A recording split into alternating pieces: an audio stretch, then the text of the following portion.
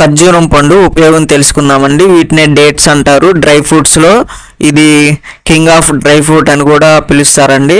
So ఇది వచ్చేసరికి gives instant energy, అంటే శరీరానికి వెంటనే శక్తిని ఇస్తుందండి.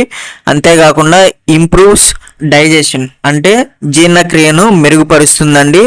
ఇంక్రీజెస్ హెమోగ్లోబిన్, అంటే రక్తహీనతను తగ్గిస్తుందండి.